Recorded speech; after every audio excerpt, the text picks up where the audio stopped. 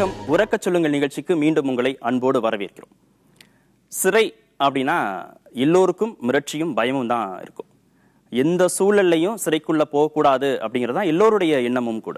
குடும்பத்தை இழந்து சொந்த பந்தங்களை தவிக்க விட்டுட்டு எதிர்காலத்தை கேள்விக்குறியாக்கி நிம்மதியையும் சந்தோஷத்தையும் தொலைச்சிட்டு இந்த சமூகத்துடைய சந்தேகங்கள் அவமானங்களை தாங்கிக்கிட்டு முன்ன பின்ன தெரியாத நபர்களோட போய் அதுவும் கடுமையான கட்டுப்பாடுகளுக்குள்ள வாழணும் அப்படிங்கிறது யாருக்குமே பிடித்தமான விஷயமா இருக்காது. பிறக்கும் போதே யாரும் குற்றவாளிகளா பிறக்கிறது இல்லை.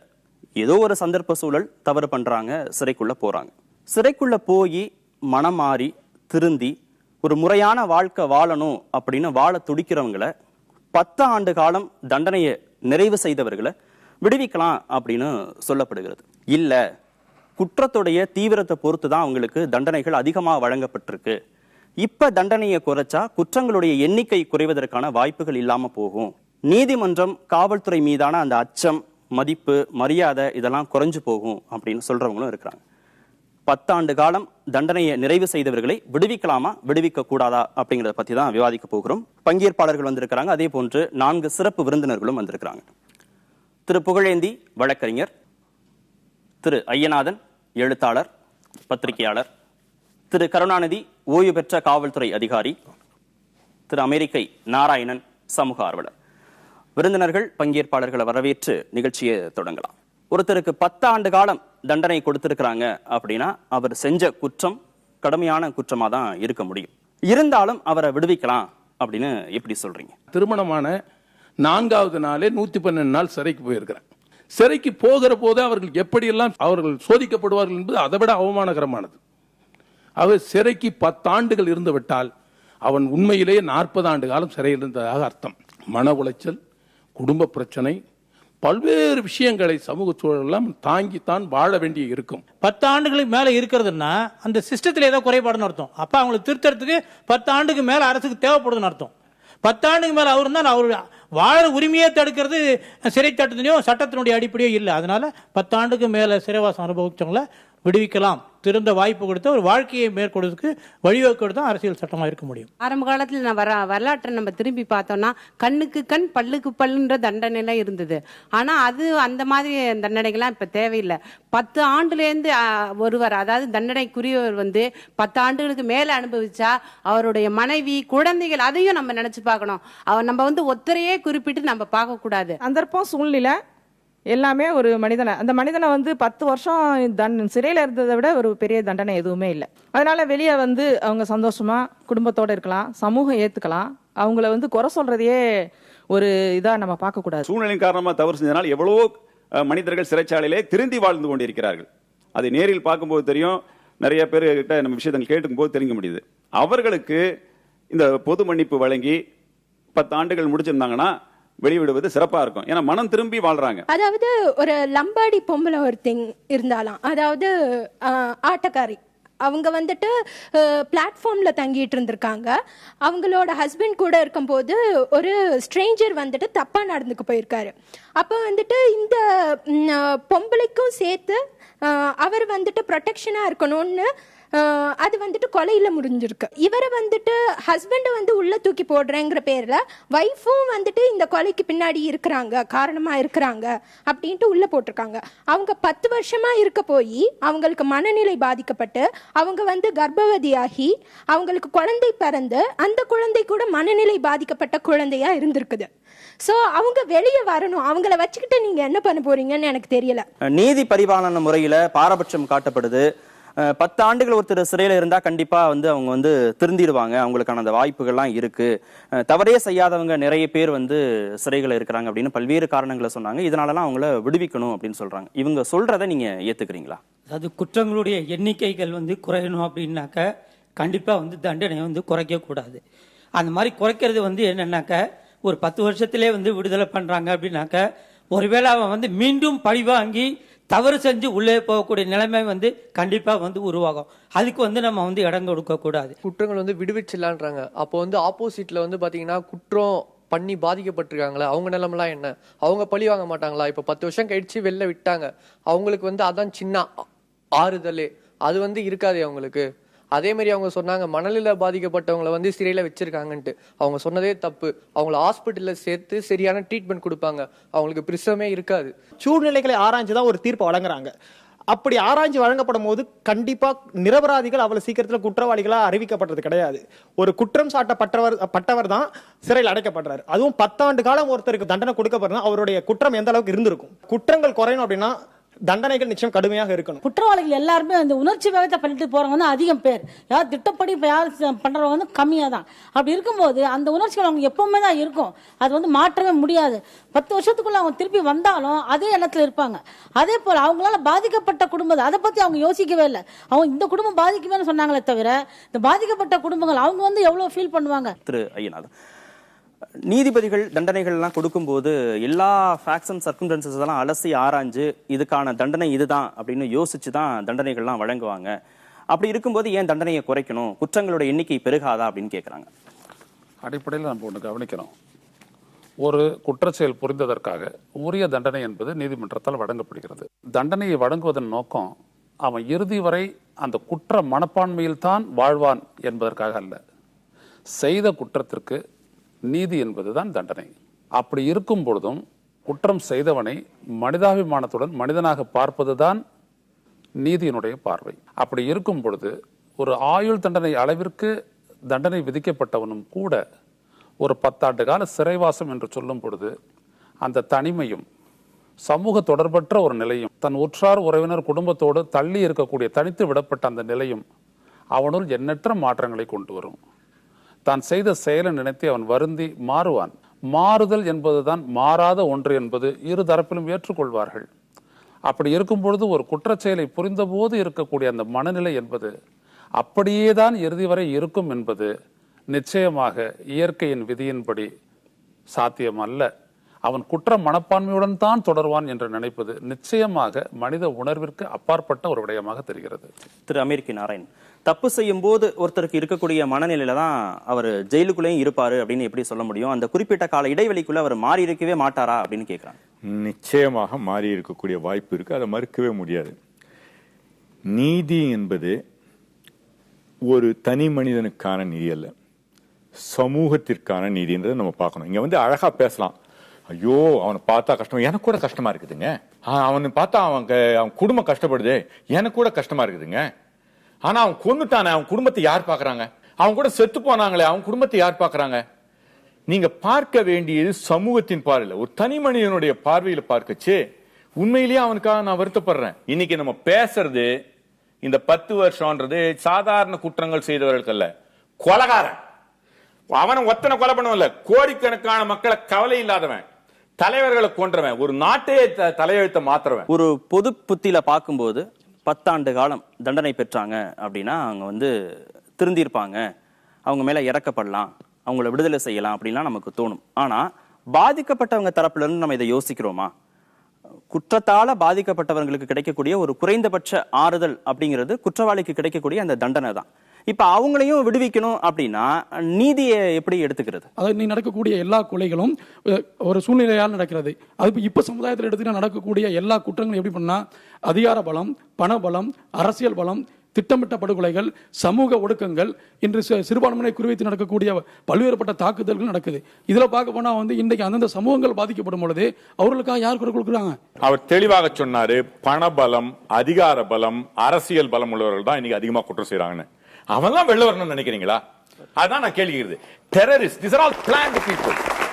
அரசியல் பலம், இவன் ஏழைகளும் போறான், ஆனா ஏழைகளை உபயோகப்படுத்துறது பணக்காரன், அரசியல் பலம் உள்ளவன், அவனையும் உள்ள போடுங்கன்னு நாங்க சொல்றோம். இப்ப பாதிக்கப்பட்ட குடும்பத்துல இருக்கிறவங்க இந்த குற்றவாளியை நாங்க மன்னிச்சிட்டோம், இவங்களை தண்டிக்க வேணாம்னு சொன்னா எல்லாரும் வந்து அதை ஒத்துக்கிட்டு நம்ம விடுதலை செஞ்சிருவோமா? இது ஒரு கேள்வி. ரெண்டாவது ஒரே கேள்வி, சமுதாயத்துடைய பார்வை, தனி மனிதருடைய பார்வையா இருக்க கூடாதுன்னு நான் நினைக்கிறேன். சொல்றது பாதிக்கப்பட்டவங்க, தனி மனிதர்கள், என் குடும்பம் இப்ப என் வீட்டுல யாரையோ கொலை செய்யறாங்க, அப்போ எனக்கு கோபம் வரும், அவனை கொலை செய்யணும்னு கூட தோணும். ஆனா அவர்களுக்கு அந்த உரிமை இல்லை என்றே நான் சொல்கின்றேன். ஏன்னா இது சமுதாயத்தை சார்ந்த விஷயம், இது தனி மனிதர் பிரச்சனை இல்ல. இப்போ வந்து நீங்க வந்து இந்த குற்றவாளியை பத்தியே பேசுறீங்களே தவிர குற்றவாளியால பாதிக்கப்பட்ட குடும்பங்கள் எத்தனையோ இருக்கு. அவன் ஒரு கொலை பண்ணதுனால அந்த தலைவனோ தலைவியோ இல்ல குழந்தைகளோ எவ்வளவு பேர் பாதிக்கப்படுறாங்க. அவங்க நிலையில வந்து நீங்க என்ன பண்றீங்க? அவங்களுக்காக என்ன நீங்க என்ன சொல்றீங்க? அவங்களுக்கு குற்றவாளிகள் உள்ளே போனா அவர்களை விடுதலை செய்ய வேண்டும் என்று குரலிடுற நீங்க ஏன் பாதிக்கப்பட்ட குடும்பங்களுக்காக வந்து குரலிடன்ற கேள்வி நியாயமானது, சரியானது. இந்தியா மட்டும்தான் ஏற்றத்தாழ்வு மிக்க மிக மோசமான சமூக காரணிகளை கொண்ட சமுதாய கட்டமைப்பு கொண்ட ஒரு நாடுன்றதை வந்து நம்ம வந்து உள்வாங்கணும். நீங்க இங்க மணல் மாஃபியாவா இருந்தாலும் சரி, அல்லது கூலிப்படையா இருந்தாலும் சரி, எதா இருந்தாலும் அதுக்கு ஒரு பெரிய சமூக காரணி இருக்கும். பால்ல வந்து ஒரு சொட்டு விஷம் கலந்துச்சுன்னா அதை நீங்க குடிப்பீங்களா? இப்போ நாடு சுத்தமாகணும் அப்படின்னா ஒருத்தர் உள்ள தள்ளுறதுல தப்பு கிடையாது. புரியுதுங்களா உங்களுக்கு? குற்றவாளி வேற, நிரபராதி வேற. தவறு செய்யாமலே ஒருத்தர் உள்ள போனா அப்படிங்கறத நீங்க சொல்ல முடியாது. ஒரு காலத்துல ஒரு கையை எடுத்தா இன்னொரு கையை எடு, ஒரு காலை எடுத்தா இன்னொரு காலை எடு, அவனுடைய பல்லை எடுத்தா பல்லை எடு, கண்ணை குத்துனா கண்ணை குத்துன்னு சொல்றதெல்லாம் இல்லை. அவனை போய் அதில் போட்டு பரு அப்படின்னு சொல்ற காலங்கள்லாம் இல்லை. ஆனால் அவன் செய்த விஷயங்களை ஒவ்வொரு நாடும் இப்போ 152 நாடுகள் வந்து மரண தண்டனை ஒழிச்சிருக்கிறாங்க. பெருமை தான் அது. அதில் என்ன, மனிதன் வாழ்வதற்கு தான், மனிதனுக்கு அற்புதமான உயிர் படைக்கப்பட்டிருக்கிறது. இந்த உயிர் வாழ்வதற்கு தான். அது இங்க உள்ள சமூக காரணிகளால் ஏற்றத்தாழ்வுள்ள பொருளாதார கட்டமைப்பில் இப்படிலாம் நடக்குது. இதை மாற்றுவதற்கு, திருத்துவதற்கான அடிப்படை விஷயங்களை, கொள்கை மாற்றங்கள் ஏற்படணும். குற்றங்களை எந்த சமூகத்திலுமே தவிர்க்க முடியாது. ஏற்றத்தாழ்வுகள் இருக்கிற சமூகம் சரி, இல்லாத சமூகம் சரி. இதுக்கு முன்னாடியும் அவங்க ஒரு பாயிண்ட் சொன்னாங்க, என்வரான்மெண்ட் தான் ஒருத்தனை நிர்ணயிக்குது அவன் குற்றவாளி ஆகிறதுக்கு. என்வரான்மெண்ட் எல்லாத்தையும் தான் நிர்ணயிக்குது. நீங்க நடந்த எல்லா விஷயங்களுக்கும் உங்களோட குடும்ப சூழ்நிலை காரணம். நீங்க இன்னைக்கு இந்த அளவுக்கு வந்திருக்கீங்கன்னா உங்களோட என்வரான்மெண்ட். நான் வந்திருக்கிறேன், என்னோட என்வரான்மெண்ட். நோபல் பரிசு ஏன் கொடுக்குறீங்க? ஏன் நல்லவங்களெல்லாம் பாராட்டுறீங்க? அவங்களாம் என்வரான்மெண்ட் அப்படி இருந்து வந்துறாங்கன்னு விட்டுற வேண்டியதானே? குற்றவாளிக்கு நீங்க இவ்வளவு பாக்குறீங்க, அவன் என்வரான்மெண்ட் தான் காரணம்னா நல்லவங்களுக்கு நீங்க வந்து அவர் என்கரேஜ் பண்றீங்க. அவர் என்வரான்மெண்ட் அப்படி இருந்துச்சு, அந்த இடத்துல பிறந்தாரு, இப்படி படிச்சாரியா, ஒரு சான்ஸ் கிடைச்சு நல்ல இடத்துக்கு வந்தாரு, அப்படி சொல்ல வேண்டியதானே? அதுக்கு மட்டும் அவரோட கேரக்டர் காரணம், அவரை வந்து நீங்க வந்து என்கரேஜ் பண்ணுவீங்க. குற்றம் செஞ்சா ஐயா அவனை விட்டுருங்க பாவம் என்வரான்மெண்ட் காரணம்னு சொல்லுவீங்களா? 99 பேர் சரியாக இருக்கிற போது, ஒன்னு இது மாதிரி வருகிற போது, அந்த ஒன்னால் பாதிக்கப்பட்ட இது 10க்கும் மேற்பட்டவர்களை விடுதலை செய்ய வேண்டும் என்று சொல்வது சமூகத்தினுடைய கருத்தா நாங்க பாக்குறோம். ஏதோ ஒரு நபருக்கான விஷயம் இல்ல. சொசைட்டில உள்ள குறைபாடுகள், அட்மினிஸ்ட்ரேஷன்ல உள்ள குறைபாடுகள், ஜுடிஷியல் சிஸ்டத்துல உள்ள குறைபாடுகள், அது தனி டாபிக். அதை நீங்க பேசுங்க, அதை சரி பண்ணுங்க. ஜுடிஷியல் சிஸ்டம் சரியில்லை, தவறான ஆட்கள் பாதிக்கப்படுறாங்கன்னா அதை சரி பண்ணுங்க. அது சொசைட்டியோட டிஃபால்ட். அதுக்காக நீங்க குற்றம் சாட்டப்பட்டு உள்ள இருக்கிறவங்க எல்லாம் ரிலீஸ் பண்ணிருக்க 10 வருஷம் ஓகேன்னா அது என்ன ஒரு லாஜிக்கே இல்லையே. எனக்கே ஒரு சந்தேகம், நீங்க இந்த அட்மினிஸ்ட்ரேஷனுக்குள்ள இருக்கக்கூடிய இந்த குறைபாடு, நீதித்துறையில இருக்கக்கூடிய இந்த குறைபாடெல்லாம் சரி செஞ்ச பிறகுதானே நீங்க வந்து குற்றவாளிகளுக்கு சரியான தண்டனைகள்லாம் கொடுக்கப்படுதுன்னு சொல்லணும். நீதித்துறைபட்சம் அதெல்லாம் சரி செய்யற வரைக்குமாவது இந்த கரிசனத்தை காட்டலாமா? நீதித்துறை தவறாக செயல்படுகிறது, காவல்துறை தவறாக செயல்படுகிறது, அட்மினிஸ்ட்ரேஷன் தவறாக செயல்படுகிறது அவங்களோட வாதம். நான் எல்லாம் சரியா தான் செயல்படுதுன்னு சொல்றேன். நீங்க அதை தப்பா பண்றீங்க. அப்ப அத்தனை ஜுடிஷியலும் தப்பு, நீதிமன்றத்தை நாடவே கூடாது. எந்த ஒரு தப்பு நடந்தாலும் நீதிமன்றத்துக்கு நீங்க போக கூடாது. இல்ல, நீங்க யதார்த்தத்துக்கு வாங்க. நீங்க ஜெயிலுக்குள்ள ஜாதி மதம் பார்க்கவே இல்ல. எல்லாருக்கும் சட்டம் வந்து சரியாதான் செயல்படுது. எல்லாருக்கும் மரண தண்டனைகள் விதிக்கப்படும் போது அவர் தாழ்த்தப்பட்டவரா சிறுபான்மையினரா பார்க்கப்படல அப்படின்னு யாரும் சொல்லவே இல்லை. சட்ட ஆணையத்தோட பரிந்துரை சொல்லுது. இந்த புள்ளி விவரங்கள், சட்ட ஆணையத்தோட புள்ளி விவரங்களை நீங்க நிராகரிக்க முடியாது. ஒரு தனி அமைப்பு ஒரு பரிந்துரையை கொடுக்குது, ஒரு புள்ளி விவரம் கொடுக்குதுன்னா நீங்க இதை வந்து ஒத்துக்கலாம், ஓகேன்னு. கொடுத்தது சட்ட ஆணையத்தோட பரிந்துரைகள். இதெல்லாம் எப்படி இல்லைன்னு சொல்ல முடியும்? ஒரு அணுவஸ்தரா அவர் உள்ள போய் வெளியில வந்து சொல்லக்கூடிய கருத்துக்கள் புது புத்தில இருந்து நம்ம பார்க்க கூடாது. எல்லாம் பெர்ஃபெக்ட்டா ஏத்துக்கிறோம். ஒரு சில குறைபாடுகள் இருக்கதான் செய்யுது. அந்த ஒரு சில குறைபாடுகளை மட்டுமே காரணம் காட்டி குற்றப்பாட்டப்பட்ட எல்லாத்தையுமே நீங்க 10 வருஷத்துல ரிலீஸ் பண்ணிருக்கீங்கன்னா எப்படி? அது என்ன? எந்த மனிதனையும் கொல்லக்கூடிய உரிமை இவனுக்கும் இல்லை, அவனை கொல்லக்கூடியவரை நீதிக்கும் இல்லை. அப்படிப்பட்ட ஒரு நீதி பரிமாணம் பண்ணக்கூடிய சிஸ்டமா இதை மாத்தணும்ன்றதுக்காக தான் இந்த குரலை வைக்கிறோம். கரெக்ட், ரெண்டும் இல்ல, ஒத்துக்கிறேன். ஒரு மனிதனை ஒரு அனாவசியமா கொல்ற வந்து அதிகாரம் நீதித்துறைக்கு இல்ல, எந்த ஒரு துறைக்கும் இல்ல. ஒரு மனிதன் மட்டும் இன்னொரு மனிதனை கொல்றதுக்கு அதிகாரம் இருக்கா? அதை கொடுக்குறீங்கல்ல, அதை ஒரு மனிதன் கையில எடுக்கிறான்ல, செய்யறான்ல, அந்த டைம்ல அவங்களுக்கு ஏன் நீங்க பரிவாரணை பாக்குறீங்க? குறைந்தபட்ச தண்டனையோ அதிகபட்ச தண்டனையோ அனுபவிச்சிடறான். புதுச்சேரியில 17 ஆயுள் தண்டனை கைதிகள் இந்த வெளியிலேயே வரல. அவன் குடும்பம் ஒவ்வொன்னு பிச்சை எடுத்துக்கிட்டு இருக்காங்க. பாலியல் தொழிலுக்கே போகக்கூடிய மிக மோசமான நிலைக்கெல்லாம் போயிட்டாங்க. 17 வருஷம் முடிச்சிட்டாங்க. சரிதானே? உள்துறை அமைச்சகத்துக்கு எழுதிக்கிட்டு இருக்காங்க புதுச்சேரி அரசு. அதையும் அந்த தம்பி பார்க்கணும்னு சொல்றேன். நீதித்துறைக்குள்ள நிர்வாகத்துறைக்குள்ள இருக்கக்கூடிய அந்த மாதிரியான சின்ன சின்ன சிக்கல்களை வந்து தீர்க்கிறதுக்கு தான் முயற்சி பண்ணணுமே தவிர ஒட்டு மொத்தமா 10 வருஷத்தை கம்ப்ளீட் பண்ணிட்டாலே எல்லாரையும் வெளியே போங்கன்னு சொல்றது ஒரு ஆரோக்கியமான விஷயமா இருக்காது அப்படின்னு சொல்றாங்க. எப்படி பாக்குறீங்க? ஒரு குற்றச்செயலுக்கு தான் நீங்க தண்டனை கொடுக்குறீங்க.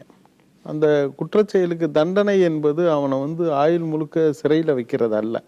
அவன் சிறைச்சாலைக்குள் கொண்டு போய் சிறைச்சாலையிலே அவனை சீர்திருத்தி மீண்டும் இந்த சமூகத்திலே அவனை உழவிட வேண்டும் தான் நீதித்துறை சிஸ்டம். அதற்கு தான் அவனை சிறைக்கு அனுப்புறீங்க. சிறையில் பல்வேறு வகையான சீர்திருத்தங்கள் செய்கிறாங்க. அதன்படி தான் அவங்க வந்து திரும்பவும் இந்த சமூகத்தில் விடுறாங்க. கிட்டத்தட்ட தொடர்ச்சியாக இதுதான் நம்முடைய சிஸ்டம். அவங்க வந்து இந்த சமூகத்தை பற்றி எந்த ஒரு எண்ணமும் இல்லாமல் இந்த சமூகத்தில் எல்லாரையும் தூக்கில போடு, எல்லாரையும் சிறையில் அடி, சாகடிச்சு அவனை மனநோயாளி ஆக்கி குற்றத்தை அதனால குற்றம் குறைய போறதில்ல, அதனால சமூகம் சீர்திருத்த போறதில்ல. ஆனா இன்னொன்னு எடுத்துக்கிட்டுங்க, இன்னைக்கு நடைமுறையில் என்ன இருக்குன்னு பாருங்க. 1992 தொடர்ச்சியாக ஆயுள் தண்டனை கைதிகள் இதுவரை பல ஆயிரக்கணக்கானோர் விடுதலை செய்யப்பட்டு இருக்கிறார்கள். யாரும் கிட்டத்தட்ட 99% பேர் திரும்ப குற்றம் செய்யவில்லை. உச்ச நீதிமன்றமே என்ன சொல்லுதுன்னா, ஆயுள் தண்டனை கைதிகளை அவர்களை சீர்திருத்தம் செய்து அடிக்கடி ஆண்டுக்கு 15 நாள் அவர்களை பரோலில் விட்டு அவர்கள் குடும்பத்தோடு அந்த சமூகத்தோடு கலந்து அவர்களோடு வாழ்வதற்கான வழியை ஏற்படுத்தணும்னு உச்ச நீதிமன்றம் பல்வேறு வழக்குல சொல்லி இருக்கு.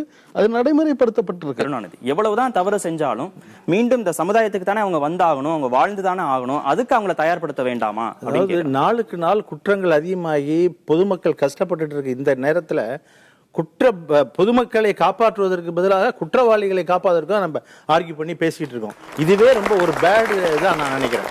இவங்க திரும்ப திரும்ப அதையே என்ன சொல்றாங்க, என்னமோ தண்டனைங்கிறது போய் அவன் திருந்திட்டு வர்றதுக்காக. அப்பனா எதுக்கு தண்டனை? 14 வருஷம் 10 வருஷம் தேவையில்லை. நீதிபதி சொல்லல என்ன சொல்லலன்னா, இந்த நபர் திருந்தி நல்லவராகும் வரை சிலையில் இருக்கலாம்னு போட்டு அனுப்பிச்சிடுறது. சிறையில் தண்டனை கொடுக்கும் போது எதுக்கு 10 வருஷம் 15 வருஷம் வேண்டாம். இவர் நல்லவராக திருந்து வரை ஜெயிலில் இருக்கணும்னு நினைச்சா போனவனே நடிக்க ஆரம்பிச்சிருவான்.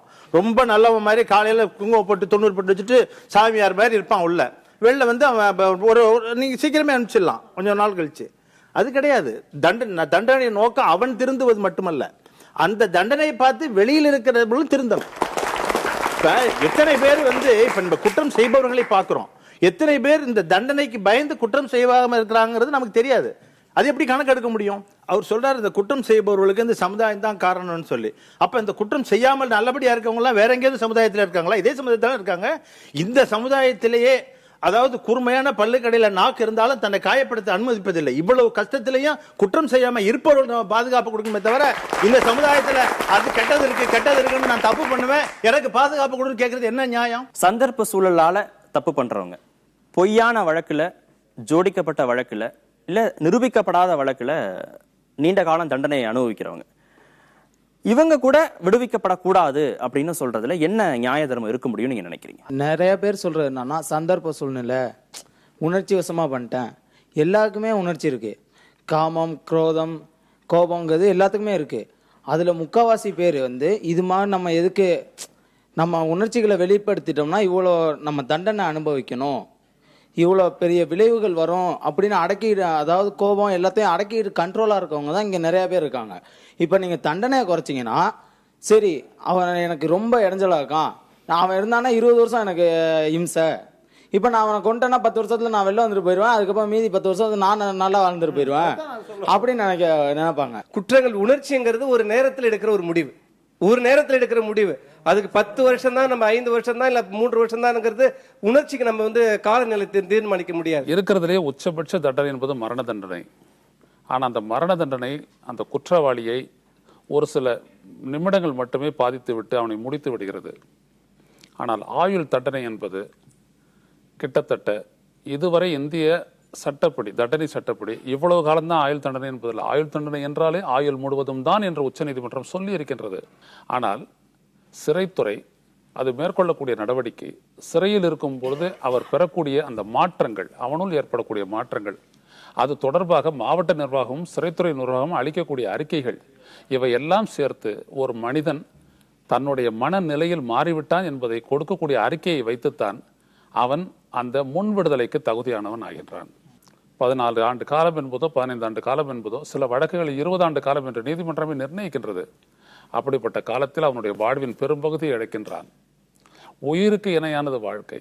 அப்படி அந்த ஒரு மிக பெரும்பகுதியை இழக்கக்கூடியவன் மாறவே மாட்டான், அப்படியேதான் இருப்பான் என்று உத்தேசத்தின் அடிப்படையில் பேசக்கூடாது. ஐயனார் அவர்கள் சொன்னது கருத்தை நான் முழுமையாக ஏற்றுக்கிறேன். ஆயுள் தண்டனை என்பது மரண தண்டனையை விட கொடுமையானதுன்னு சொன்னார் இல்லைங்களா? ஆமா. ஏங்க அப்ப மரண தண்டனை இருக்கலாம், எனக்கு மரண தண்டனை வேணா ஆயுள் தண்டனை இருக்குன்னு கேக்குறாங்க. எனக்கு புரியலீங்க. இது இல்ல இன்னைக்கு பாத்தீங்கன்னா நான் பேசி முடிச்சிடுறேங்க, நீங்க பேச குறுக்கில்ல. இன்றைக்கு இது பூரா நான் தெளிவாக சொல்கிறேன். இன்று 10 வருடம் கேட்பது என்பது ஒரு இது சமூகம் கேட்கல, இது அரசியல்வாதிகள் கேட்கிறாங்க. அரசியல்வாதிகள் அரசியலுக்காக கேட்கிறாங்க. காலத்திற்கு இந்த காலத்திற்கு அது பல முயன்றதால வெற்றி அடையாததால எல்லாரையும் வெளில அனுப்பிச்சிடுங்க அப்படின்னு கேட்கறாங்க. இது அரசியலே ஒழிய சமூகத்தின் பார்வையில. முக்கியமா இதே இவங்க இதோட ப்ளீடிங் ஹார்ட் லிபரல்ஸ் அவங்க போய் இந்த இதுல செத்து போயிட்டாங்க பாத்தீங்களா, அவங்க குடும்பத்துக்கு போய் பார்த்திருக்கீங்களா? அவங்க குடும்பத்துக்கு போய் அவனை தூக்கி உண்ணு சொல்லிருக்கீங்களா? இவர்களுக்காக நீங்க ஒரு வாதம் நடத்தினீங்களா? யார் நடத்துறீங்க? அவர்களை பத்தி யார் பேசுறீங்க? அவர்களை பத்தி பேசுறதுக்கு ஆள் இல்ல. நடைமுறைக்கு ஒத்து வராத நியாயமும் இல்லைங்கிறது தான் வாதம். ஆயுள் தண்டனை யாரும் கேட்பதில்லை. மரண தண்டனை பெற்றவருக்கு விடுதலைக்கான வழி என்றது கம்யூட்டேஷன். நல்லதுதான், நல்லதுதான். ஒரு மனிதனை நீங்கள் சிந்தித்து பாருங்கள். நீ வாழ்க்கை முழுவதும் சிறையில் தான் இருக்க வேண்டும் என்று சொல்லிவிட்டு தூக்கு போட்டுக் கொள்வதற்கான வசதிகள் எல்லாம் ஏற்படுத்தி பாருங்கள். 3வது நாள் தொங்கி விடுவான். அதனால தான் அருணாகேரை கூட அறுத்து விட்டுட்டு நீங்க உள்ள வைக்கிறீங்க. புரிஞ்சுக்கணும். வாழ்க்கை என்பது வாழ்வதற்கு என்று வரும்பொழுது குற்றச் செயலில் ஈடுபட்டவன் மனமாற்றம் பெற வேண்டும் என்பதற்கான இடம்தான் சிறைச்சாலை. அந்த இடத்தில் அது நிகழாமல் போனால் எவ்வளவு பெரிய தண்டனை வைத்தாலும் குற்றச் செயல்களை குறைக்க முடியாது. இது உலக அளவில் எடுக்கப்பட்ட பல்வேறுபட்ட ஆய்வுகளில் பெறப்பட்ட தரவுகளின் அடிப்படையில் பேசுகின்றோம். ஒரு கால அவகாசம் நாங்கள் கேட்குறோம், அந்த காலம்தான் 10 வருடம் அப்படிங்கிறீங்க. அதே பாதிக்கப்பட்டவங்களுக்கு அதே 10 வருடத்தில் அவங்களோட பாதிப்புகள் எல்லாம் போயிருச்சுன்னா அவங்களே வந்து கேஸ் வித்ட்ரா பண்ணா நீங்க சொல்றது பாசிபிள். சரிங்களா? நீங்க நமது நீதித்துறை நடைமுறையை கொஞ்சம் புரிஞ்சுக்கங்க. பாதிக்கப்பட்டவர்களை வைத்து நீதிகள் வழங்கப்படுவதில்லை. இத்தனை பேர் அதெல்லாம் கிடையாது. ஒரு குற்றச் செயலுக்கான தண்டனையும் வரங்க ஐயா, குற்றச் செயலுக்கான தண்டனையும் குற்றத்தினுடைய தீவிரத்தையும் வைத்துத்தான் தண்டனை காலம் நிர்ணயிக்கப்படுகிறது, பாதிக்கப்பட்டவர்களை பற்றி அல்ல. தயவு செய்து அப்படி ஒரு கூரை இருப்பதாக நீங்கள் வைக்க வேண்டாம். அது திரு நாராயணன் அவர்கள் அவருடைய வசதிக்காக வைக்கிறார். தவறான வாதத்தை வைக்கிறார். குற்றங்கள்ன்றது அவர் செய்யற இது மட்டும் இல்ல, அதனால என்ன பாதிப்பு விளைவுகளை ஏற்படுத்துது. அன்னைக்கு இந்த சமுதாயத்துல ஒரு குழந்தைய கொண்டு போய் கொண்டுட்டாங்க. நம்ம கோயம்புத்தூர்ல மரண தண்டனை வேண்டாம்னு சொல்ல சொல்லுங்க அவங்களுக்கு. அன்னைக்கு கோயம்புத்தூரே கொதித்து எழலையா?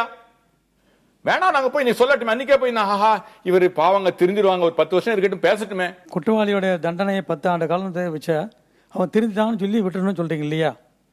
திருந்தான்னு சொல்றது யார் டிக்ளேர் பண்றது? யார் சர்டிஃபிகேட் கொடுக்குறது அவனுக்கு?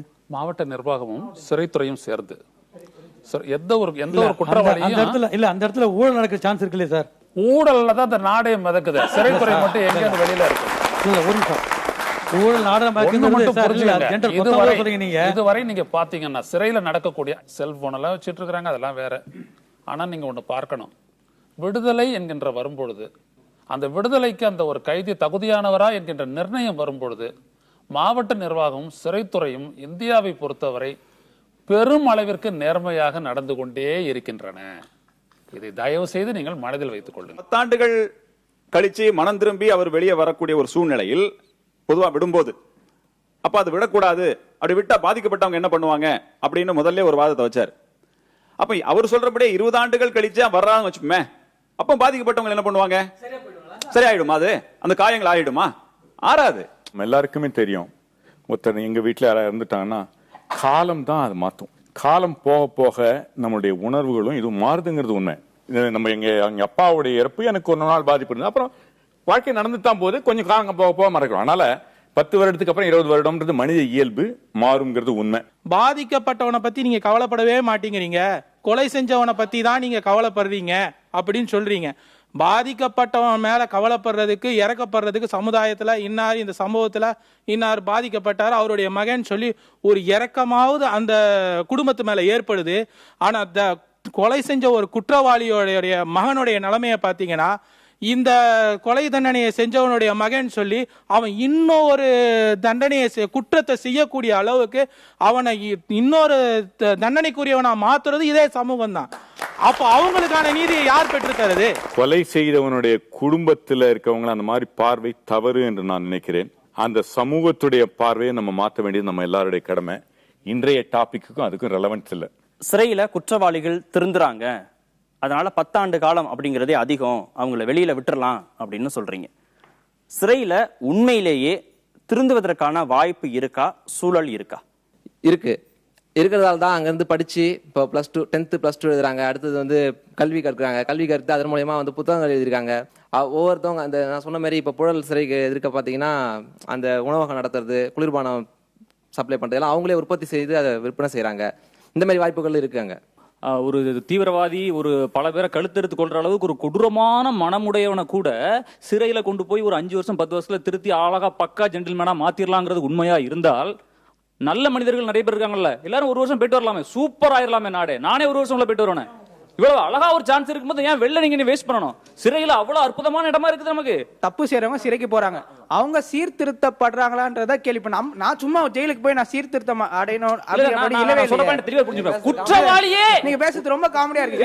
ஜெயிலுக்குள்ள போனோம். குற்றவாளியே, கொடூரமான சைக்கோவே, மனநிலை பாதிக்கப்பட்டவனே, ஒரு கொடூரமானவனே அழகா திரும்பி வந்துருவார் 5 வருஷத்துல 10 வருஷத்துல. அந்த டாபிக் வந்து உங்களுக்கு காமெடியா இல்ல, நான் பேசுறது உங்களுக்கு காமெடியா இருக்கா? நான் உள்ள போயிட்டு அழகா எல்லாரும் தெரிஞ்சு வந்துடலான்ற. அப்ப நார்மல் மக்களுக்கு இதை விட எல்லாரும் நேடிகளாயிடலாமே. நம்ம பூலாந்தேவி மேடத்தை பார்த்திருக்கோம். அதாவது ஒரு மதத்துக்கே போயிட்டு அங்கேருந்து நல்ல மனம் மாறி நம்ம நாட்டிலே எம்பியா வந்தவங்க சார். இதோட என்ன சார் அவங்களுக்கு உதாரணம் தேவை? இப்ப இந்த 120 கோடி மக்கள் தொகை கொண்ட நம்ம நாட்டுல பூலாந்தேவின்ற வந்து ஒரு மனிதங்க வந்து திருந்தினாங்க, அவங்கள வந்து விடுதலை செஞ்சாங்க, அதை வந்து ஏத்துக்கிறோம். பட் அதை காரணமா வச்சு இப்ப சிறையில வந்து சீர்திருத்த பள்ளிகள்லாம் வந்து இருக்கு, திருந்துறவங்க இருக்காங்க. அந்த மாதிரி திருந்துறவங்களை விடுதலை பண்ணுங்க. அதையே காரணமா வச்சு எல்லாரையுமே விடுதலை பண்ணி திருப்பி வந்து குற்றங்களுடைய எண்ணிக்கையை அதிகரிக்காதீங்க அப்படின்றதுதான் எங்களுடைய வாதம். சரி, இப்போ பூலாந்தேவி அப்படின்னு சொல்லிட்டு எல்லாரும் சொல்றீங்க, அவங்க ஒரு ஆள் தான் அப்படின்னு நீங்க சொல்றீங்க. யாரா இருந்தாலும் ஒருத்தவங்க அரசியல்லையோ அவங்க ஒரு மீடியாவிலயோ அவங்க பப்ளிஷ் ஆகும்போது மட்டும்தான் அவங்கள பத்தி வெளியே தெரியுது. சீர்திருத்தி மேல வந்தவங்கள வேற யாருக்கும் தெரியறது இல்ல. அதனால நம்ம ஒருத்தவங்க மட்டும்தான் வந்தாங்கன்றதுனால சும்மா அப்படி சொல்லிட முடியாது. இருக்க என்டையர் மீடியா போய் ஜெயில் முன்னாடி நின்னுட்டு வெளியே வர்றவங்க எல்லாம் போய் ஃபோக்கஸ் பண்ணி இவங்களை வந்து நம்ம டெவலப் பண்ணி காட்டணும், இவங்க டெவலப் பண்ணி காட்டணும் அப்படிங்கிறது நோக்கம் கிடையாது. எப்படி வேணாலும் போயிடலாம் நீங்க எப்படி வேணாலும் போகணும்னு சொல்ல. அப்படி திருந்தி வெளியே வர்ற மனுஷனுக்கு தெரியும் நான் திருந்திட்டேன் அப்படின்னு. ஆனா வெளியே இருக்க சமுதாயம் அவனை திருந்திட்டேன்னு காட்டாது, அவனை வந்து சக மனுஷனா ஒத்துக்காது. சமுதாயத்துல மாற்றம் தேவை, அது வந்து அடிப்படையான விஷயம். நாம எல்லாரையும் வந்துட்டு இவன் பக்கத்து வீட்டுக்காரனை பார்த்து பொறாமப்படுறது, அவன் வளர்ந்துட்டான் அவனை பழி வாங்கணும், இது மாதிரி எண்ணம். அது மாதிரி அவங்க வந்துட்டு அவனை வந்துட்டு விடுதலையே பண்ணக்கூடாது, அவனை உள்ளாரே வச்சுக்கணும். இது மாதிரி ஒரு அடிப்படையான எண்ணம் வந்துட்டு இன்னும் இந்த சொசைட்டில இருக்கிறதுனால தான் மனிதாபிமானமும் மனிதநேயமும் இல்லாதனால ஒரு பிரச்சனைகளும் ஒரு குற்றங்களும் அதிகரிக்குது. பக்கத்துல இருக்கவர் வந்து கொலை செஞ்சுட்டு உள்ள போறாரு, திருப்பி அவர் வரும்போது நீங்க அவர் முன்னாடி கொலை செய்யறதுக்கு முன்னாடி எப்படி இருந்தாரோ அப்படியே அவர் தோல்ல கை போடுவீங்களா? நண்பனா இருக்கலாம், பட் வந்து அந்த பயம் இருக்கும். ஒரு கொடுமையான குற்றத்தை செஞ்சுட்டு பெரிய தவறை செஞ்சுட்டு உள்ள போகிற ஒருத்தர் நான் திருந்திட்டேன் அப்படின்னு அவர் நம்பிக்கையா அவர் வந்து வெளியில வரார். இந்த சூழலை அவரை வந்து ஏற்படுத்திக்கலாம். ஆனா இந்த சமுதாயம் அவரோட சகஜமா இருக்கணும் அப்படிங்கிற அளவுக்கு பக்குவம் அடைவதற்கான சமுதாயமா இல்லைன்னு நீங்க நினைக்கிறீங்களா? ஒரு சின்ன பொண்ணு 6 வயசு 7 வயசு பொண்ண ஒரு பாலியல் பலாத்காரம் கொடூரமாக பண்ணி அவன் ஜெயிலுக்கு போயிட்டு 10 வருஷம் ஜாலியா ஜெயில இருந்து வெளில வந்துட்டான். என்னோட நண்பனா கூட இருக்கட்டும், அவனை நம்பி என்னோட தங்கச்சியோ என்னோட ஒய்ஃபையோ என்னோட மகளையோ அனுப்ப முடியுமா? நீங்க அனுப்புவீங்களா? யாருக்கு அவங்க அனுப்புவாங்களா? இன்றைய கால சூழ்நிலையில வந்து நீங்க குற்றவாளி வெளியே விடுதலையாகி வெளியே வந்து அவரோட அனுப்புறது மட்டுமல்ல, வேற யாரோட நம்பி நீங்க அப்படி அனுப்ப மாட்டீங்க முதல்ல, சரிங்களா? அப்படி யாரோட அனுப்ப முடியாது. உங்களுடைய அண்ணன் இல்ல உங்களுடைய அப்பா ஒரு கொலையை செய்துவிட்டு ஆயுள் தண்டனை பெற்று இருக்கிறார் என்றால் அவர் வெளியிலேயே வரக்கூடாது, அவர் சாகும் வரை ஜெயிலுக்குள்ள தான் இருக்கணும் அப்படின்னு நீங்க நினைப்பீங்களா? ஒரு டெரரிஸ்ட்னு வச்சுக்கோங்களேன், வச்சு ஒரு 50 பேரை கொண்டிருக்காரு, அப்பாவி பசங்க ஒரு 500 பேரை கொண்டிருக்காரு, இல்ல கொடூரமா தேவையில்லாம ஒருத்தர் வெட்டி கொண்டிருக்காரு. இப்படிப்பட்ட ஆள் என்னோட அப்பாவா இருந்தாலும் என்னோட அண்ணனா இருந்தாலும் வெளியில வரக்கூடாதுன்னு நினைப்பேன் சார். நீங்க வந்து இப்போது இருக்கிற நடைமுறையை நீங்க புரிஞ்சுக்கலன்னு நினைக்கிறேன். ரேப் அண்ட் மர்டர் அக்யூஸ்ட 10 வருஷத்துல ரிலீஸ் பண்றது இல்ல தமிழகத்துல, 20 வருஷம் கழித்து தான் ரிலீஸ் பண்றாங்க. ரெண்டாவது இன்னொன்னு, சிறைக்குள்ள அவருடைய நடத்தைகள் எல்லாத்தையும் மானிட்டர் பண்ணி தான் வெளில வர்றாங்க. வெளியில விட்டதோட நிப்பாட்டுறது இல்ல, வெளியில விட்ட பின்பு 3 ஆண்டுகள் ப்ரொபேஷன் ஆபீசருடைய கண்காணிப்புல இருக்காங்க. அப்படி இருக்கும்போது அவர்கள் ஏதாவது குற்றம் செய்தால் அவர்களுக்கு முன்பு கொடுக்கப்பட்ட அந்த முன் விடுதலை இருக்கு இல்லையா, அதை ரத்து செய்து உள்ள வைக்கிறாங்க. அதான் நடைமுறை. அதனால இதுவரை 99% இது மாதிரி விடுதலை செய்யப்பட்ட யாரும் ரத்து செய்து உள்ளே அனுப்பப்படவில்லை. 20 ஆண்டுகள் எப்படி நீங்க வந்து சரின்னு இப்ப தமிழக அரசோட நடைமுறை சரின்னு நம்ம எப்படி ஒத்துக்கிறோமோ அதே போல எல்லா சிறை கைதிகளையும் 10 ஆண்டுகள்ல விட வேண்டும் அப்படின்னு சொல்றதை நான் ஏத்துக்கிறேன். இன்னைக்கு இருக்கிற கட்ட பஞ்சாயத்து அரசியல் ஆள்பலம் ஆளை வச்சு கொலை பண்றது ஆல்ரெடி இந்த ஒரு சூழ்நிலையில 10 ஆண்டுகள் போயிட்டு வரதை ஏத்துக்கிட்டா இது ஒரு சூப்பர் கோர்ஸ் மாதிரி ஆயிரும். நான் தெளிவா சொல்றேன், நல்லா புரிஞ்சுக்கோங்க. சூப்பர் கோர்ஸ் மாதிரி ஆயிரும். சென்னையில இன்னைக்கு கிராமத்துல இருந்து வர்றவன் சென்னையில வந்து இன்னைக்கு தங்கி படிக்கிறான்னா மாசம் 10,000 ரூபாய் சம்பளம் வாங்குறான்னா ஒரு வருஷத்துக்கு 1 லட்சம் ரூபாய், 10 வருஷத்துக்கு 10 லட்சம் ரூபாய், 10 கோடி கொடுத்து கொலை பண்றது கூட இன்னைக்கு ஆள் இருக்கான். இன்னைக்கு சிறை கைதிகளை நீங்க எடுத்துக்கிட்டீங்கன்னா அதிகார பலம் உள்ளவர்கள், பண பலம் உள்ளவர்கள் யாரும் தண்டனை பெறுவதில்லை. அவர்கள் பல்வேறு வகையான இதை பயன்படுத்தி விடுதலையாகிறார்கள். அதே போல ரவுடிகள் நீங்க சொல்றீங்களா கூலிப்படையா இருக்காங்கன்னு, கூலிப்படை யாருமே தண்டனை பெறுவதில்லை. அப்பாவி மக்கள் தான் தண்டனை பெற கூலிப்படை பெரும்பாலும் இன்றைக்கு இருக்கிற சட்ட ஓட்டைகளை பயன்படுத்தி தங்களுடைய பலத்தை பயன்படுத்தி சாட்சிகளை மிரட்டி விடுதலையாகி விடுகிறார்கள். ஆனால் ஏழைகள், வசதியற்றவர்கள், அவர்கள் தான் இன்னைக்கு தண்டனை பெற்று சிறையில இருக்காங்க. அவர் முதல்ல அவருக்கு வச்ச கேள்வியே தவறு. அவர் என்ன சொல்றாரு, அவரை பார்த்து கேட்கிறாரு, உங்க அண்ணனும் உங்க அப்பாவும் வந்தாங்கன்னா 10 வருஷம் கழிச்சு வெளியே வரலான்னு விரும்புங்களான்னு. அவங்க அண்ணன் வரணும்னு விரும்புறது, அவங்க அப்பா வரணும்னு விரும்புறது அவர் பாசம் சம்பந்தப்பட்ட விஷயம். இண்டிவிஜுவலா போய் கேட்க கூடாது. 14 வருஷம் தண்டனாக்கா 14 வருஷம் ஆனதுக்கு அப்புறம் அவனோட ரெட்ரிபியூஷன் கொடுக்குறாங்க. பிறந்த நாளைக்காகவோ அல்லது அவன் நன்றத்துக்காகவோ பிளட் டொனேஷன் பண்ணாங்க, இப்படி கொடுக்குறாங்க. அதுல நாங்க ஒன்றும் ஆட்சேபம். அது கூட என்னன்னா ஒரு சில கேஸுக்கு தான் சடன் ப்ரோவகேஷன் கேஸ், சந்தர்ப்பவசம் அவங்களுடைய ஆர்குமெண்ட் எல்லாமே அதுதான். இப்ப இவங்க ஆர்குமெண்ட் பண்றது எல்லாமே சட்டத்தை தெரிஞ்சுக்காம ஆர்குமெண்ட் பண்ணிட்டு இருக்காங்க. சந்தர்ப்ப காரணமாக செய்பவர்கள், சடன் ப்ரோவகேஷன்ல பண்றவங்க எல்லாம் வந்துதான் இந்த ரெமிஷனுக்கு எலிஜிபிள். நீங்க பிளான்ட் மர்டர், இந்த பிளான்ட் லைஃபே இல்ல. இருங்க பிளான்ட் மர்டர் கூலி படைகளுக்கு எல்லாம் இந்த ரெட்ரிபியூஷன் பொருந்தாது. ஆனால் இவர்கள் இப்ப பேசுறது என்னன்னா அவர்களையும் 10 வருஷத்துல விடணும்னு இவங்க பேசுறாங்க. அதைத்தான் நான் கூடாதுன்னு நாங்க சொல்லிட்டு இருக்கோம். இன்றைய சூழல்ல சிறைகள்ல சீர்திருத்தங்கள் தேவையா? அப்படின்னா என்ன மாதிரியான திருத்தங்கள் கொண்டு வரப்படணும் அப்படின்னு நீங்க எதிர்பார்க்கறீங்க? ஒரு கண்ட்ரோல்டு என்வரான்மெண்ட்ல, ஒரு செப்பரேட்டான என்வரான்மெண்ட்ல அவன் நல்லவன் சர்டிஃபிகேட் கொடுக்குறாங்க. பட் அவன் எதுக்கு அவன் தண்டிக்கப்பட்டிருக்கான்? ஒரு சொசைட்டில கிரைம் பண்ணிருக்கான்னு சொல்லி தண்டிக்கப்பட்டிருக்கான். இங்க கொடுத்த நன்னடத்தை சர்டிஃபிகேட் எப்படி அவனுக்கு சொசைட்டிக்கு யூஸ் ஆகும்? புரியுதா? அவன் சொசைட்டில நன்னடத்தை சர்டிஃபிகேட் வாங்கலையே, அவன் மறுபடியும் ஜெயிலுக்குள்ளதான் ஒரு நன்னடத்தை சர்டிஃபிகேட் வாங்குறான். இதை வச்சு நீங்க எப்படி அவனை சொசைட்டில மறுபடியும் ரிலீஸ் பண்ணுவீங்க? சோ அப்படியே உங்களுக்கு விடணும்னாலும் எந்த காலத்துல அவனை ரிலீஸ் பண்ண முடியாது. வேணா மிலிட்டரி மாதிரி இடத்துக்கு எங்கேயாவது ஒரு இடத்துல லைஃப் லாங்கா அவனை வந்து இது பண்ணலாம், சர்வீஸா போடலாம். கவர்மெண்ட் நினைச்சா அவன் திரும்ப சொசைட்டில விடுறது மாபெரும் தவறு. இப்போ ஒருத்தர் வந்து நன்னடத்தையின் அடிப்படையில் அவர் வந்து விடுதலை செய்ய வரக்கூடிய எல்லாரும் அதை வந்து பரிசீலிக்கக்கூடிய சூழல்ல அவர் பரோல்ல இருந்த அந்த சூழ்நிலையும் கருத்துல கொண்டு மட்டும்தான் முடிவெடுக்கப்படும். வெறும் அங்க இருக்கக்கூடிய சிறைச்சாலையில மட்டும் அவர் எப்படி இருந்தாரு, கரெக்டா தூங்குனாரா, எஞ்சாரா, சாப்பிட்டாரா, துணியை துவைச்சாரா மட்டும் பார்க்க மாட்டாங்க. பரோல்லையும் நம்ம நல்லா இருந்தாதான் நம்மளை வெளியிடுவாங்கன்னு தெரியும். கரெக்டா? அவர் ஏன் ஆக்ட் பண்ண மாட்டாரு? எவ்வளவு பெரிய விஷயத்துக்கு ரிலீஸே பண்றாங்க, இவ்வளவு பெரிய கன்விக்ட்ல இருந்து அவர் வெளில வராரு, அவர் ஏன் அதை பண்ண மாட்டாரு? அழகா பண்ணுவாரு. இவ்வளவு பெரிய கிரைம் பண்ணி இவ்வளவு அழகா பண்றவருக்கு இது ஒரு ஆக்ட் பண்ணிட்டு வெளில வர தெரியாதா? 10 வருஷமாவும் அவரு இதே மாதிரியே நடந்துகிட்டு இருப்பாரா? அவர்கிட்ட ஒரே நிமிஷம், அவர்கிட்ட இருந்த உணர்ச்சிகளை கட்டுப்படுத்த முடியாம தான் அவர் குற்றங்களை செஞ்சிருக்காரு. அந்த அடிப்படையில் தான் அவர் தண்டனை வந்து பெற்றிருக்காருன்னு சொல்லி நம்ம எல்லாரும் பேசணும்.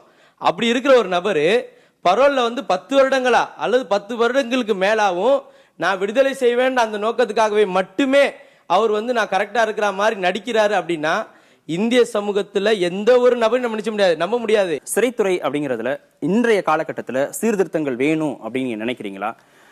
அப்படி வேணும்னா என்ன மாதிரியான திருத்தங்கள் வேணும்? சீர்திருத்தங்கள் வேணும்.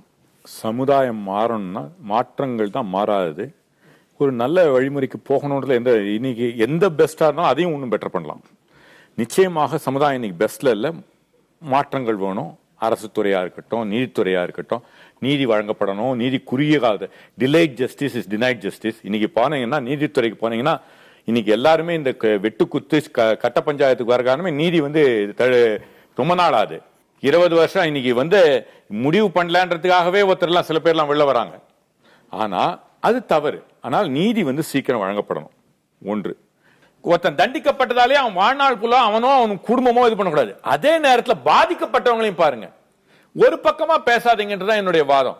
இது இன்றைக்கு இருக்கிறத, இன்றைக்கு சொல்லப்பட்ட வாதம் 10 வருடங்கள்ல வெல்லப்பட்டது என்று தெளிவாக நான் சொல்கிறேன். இது அரசியலுக்காக மட்டுமே சொல்லப்பட்டதே ஒழிய யோசித்து சொல்லப்பட்டது இல்ல. திரு புகழேந்தி, சிறை சீர்திருத்தங்கள் வேணும் அப்படின்னா என்ன மாதிரியான திருத்தங்கள் வேணும்? இன்னைக்கு சிறை சீர்திருத்தங்கள் நடந்துகிட்டு இருக்க எல்லா மத்திய சிறைகள்லையும் இன்னும் கூடுதலாக இப்போ ராஜஸ்தானில் வந்து என்ன பண்ணியிருக்காங்கன்னா ஓப்பன் பிரிசனை கொண்டு வந்திருக்காங்க. ஓப்பன் இப்போ நம்ம கூட தமிழகத்தில் சிவகங்கையில் கொண்டு வந்திருக்காங்க. ஆனால் ராஜஸ்தானில் கொஞ்சம் அட்வான்ஸாக போய் என்ன பண்ணியிருக்காங்கன்னா அவர்கள் குடும்பத்தோடு தங்கலாம். அந்த ஓப்பன் பிரிசனில் குடும்பத்தோட போய் தங்கிட்டு வரலாம் அப்படின்ற ஒரு இதை கொண்டு வந்திருக்காங்க. அதை கொண்டு வரணும். அப்புறம் வந்து இந்த பரோல் சிஸ்டத்தை வந்து எல்லாருக்கும் இப்போ வந்து வருஷத்துக்கு 15 நாளும் 2 ஆண்டுக்கு ஒரு முறை 30 நாளும் கொடுக்குறாங்க, பிரித்து கொடுக்குறாங்க. அதை வந்து கூடுதலாக்கணும். கூடுதலாக்கி சமூகத்தோடு அவங்க இது பண்ண வைக்கணும். 2வது, தொழிலயங்கள் சில இடங்களில் மூடப்பட்டுருச்சு. கோயம்புத்தூர்லாம் மூடப்பட்டு இப்போ தான் கடந்த ஒரு 2 ஆண்டுகளாக இந்த ஃப்ரீடம்னு ஒரு பல்வேறு கடைகளை பார்க்கலாம். நீங்கள் உள்ள சிறை கைதிகள் தயாரிப்பை அந்த தயாரிப்புகளை அதிகப்படுத்தலாம், உற்பத்திகளை அதிகப்படுத்தலாம். ரெண்டாவது, சிறை கைதிகளுக்கு இன்னைக்கு வேலை வந்து அதிகமாக வாங்குறாங்க சிறைக்குள்ள, அவங்களுக்கு 8 மணி நேர வேலை அப்படின்னு கொண்டு வரணும். அப்படி கொண்டு வந்து தான் இந்த சமூக சீர்திருத்தம்லாம் பண்ண முடியும். ஓப்பன் பிரிசனை வந்து கண்டிப்பாக கொண்டு வரணும். ஓப்பன் பிரிசனில் கிட்டத்தட்ட நான் இப்போ 5 ஆண்டுகள் முடித்தவங்கள ஓப்பன் பிரிசனுக்கு அனுப்புகிறாங்க. அது கிட்ட 3 ஆண்டுகள் சிறையில் கழிச்சவங்கள ஓப்பன் பிரிசனுக்கு அனுப்பி ஒரு சீர்திருத்தத்தை கொண்டு வரணும் அப்படின்னு நாங்கள் விரும்புகிறோம். ஓகே திரு கருணாநிதி, இன்றைய சூழல்ல சிறைகளில் சீர்திருத்தங்கள் வேணும் அப்படின்னா என்ன மாதிரியான திருத்தங்கள் கொண்டு வரணும்னு நீங்க எதிர்பார்க்குறீங்க? அதாவது இப்பவே இருக்கிற சீர்திருத்தங்களே போதுமான அளவுக்கு இருக்கு, அதை பயன்படுத்திக்கிறது இல்லையே தவிர நல்ல சந்தர்ப்ப சூழ்நிலை காரணமாக குற்றம் செஞ்சுட்டு போறவங்க படிச்சுட்டு இருந்து போனா மீதி கம்ப்ளீட் பண்றாங்க. அங்க டாக்டர் கோர்ஸை கம்ப்ளீட் பண்ணவங்க எல்லாம் இருக்கிறாங்க. அவங்களாம் சந்தர்ப்ப விதமாக தப்பு பண்ணவங்க தான், அதுலலாம் ஒன்றும் சந்தேகம் இல்லை. ஆனால் இங்கேயே இப்போ இது தப்பு பண்ணிட்டு போன ரொம்ப ஹார்ட் கோர் கிரிமினல் அங்கே போய் இன்னும் கண்டினியூ பண்ணுறாங்க, அதே அஃபென்ஸை கண்டினியூ பண்ணுறாங்க. உள்ளே இருந்துக்கிட்டே வெளியில் அஃபென்ஸ் நடக்குது. 1000 குற்றவாளிகள் தப்பித்தாலும் ஒரு நிரபராதி தண்டிக்க கூடாதுன்னு சொல்லிட்டு ரொம்ப சந்தோஷப்படுறோம். ஆனால் நம்ம அந்த 1000 குற்றவாளிகளை வெளியே விட்டானா அந்த 1000 குற்றவாளிகள் கையிலையும் 1000 ஒவ்வொருத்தர் கையிலையும் 1000 நிரபராதிகள் தண்டிக்கப்படுவாருங்கிறத நம்ம நினைக்கிறது இல்லை. அவர்கள்லாம் வந்து என்ன செய்ய போறாங்க? நம்ம அரசு தண்டித்தாதான் தண்டனையா? அரசு தண்டித்தால் அது வந்து சட்டத்துக்கு உட்பட்டு தண்டனை, நம்ம அரசுக்கு செய்யறதெல்லாம்.